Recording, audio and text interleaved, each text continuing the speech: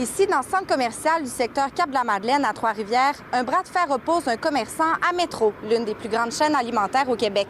C'est qu'on empêche le commerce de vendre du pain et des fruits à prix réduit. Que ça soit du lait, des œufs, des fruits, des légumes. Parce que Métro a mis des clauses d'exclusivité sur le bail et qu'ils ne veulent pas retirer malgré la nouvelle loi anti-concurrence qui a été votée en 2024. On tente d'éliminer la compétition en éliminant la compétition finalement avant qu'elle émerge, que ce soit pour ce qui est de ce qui est vendu dans un magasin, l'endroit du magasin. Donc, ça va quand même assez loin, là. Depuis plusieurs années, Boom Liquidation offre ses produits dans 7 magasins à travers le Québec. La problématique est survenue lorsque l'entreprise a voulu élargir son offre alimentaire à Trois-Rivières. Le dernier document qu'on nous a envoyé, ça nous demandait de signer par écrit un engagement comme quoi on s'engageait à ne vendre aucun produit frais. Ça nous disait même qu'on pouvait vendre des produits secs et congelés uniquement si ceux-ci étaient très proches de la date ou étaient passés date. Comme le Bureau de la concurrence doit mener ses travaux de manière confidentielle, la situation n'a pu être commentée. Ils assurent que chaque dossier est étudié attentivement. Si le Bureau obtient des preuves qu'un comportement enfreint les lois que nous appliquons, nous prendrons des mesures appropriées.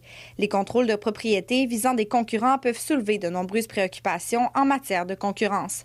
Cependant, ce ne sont pas tous les contrôles de propriété visant des concurrents qui remplissent les critères juridiques nécessaires pour soulever des problèmes relativement à la loi sur la concurrence. On a déposé une plainte au Bureau de la concurrence la semaine dernière. On vient d'avoir l'accusé réception.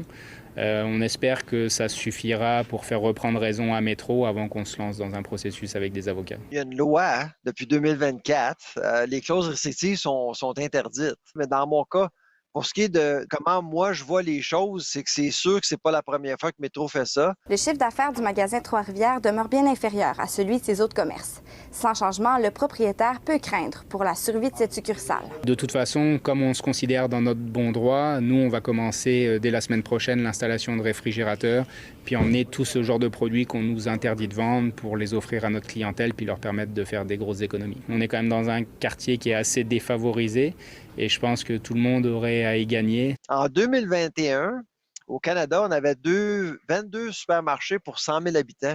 On est rendu à 18 maintenant, d'empêcher quelqu'un d'autre de bâtir un autre magasin.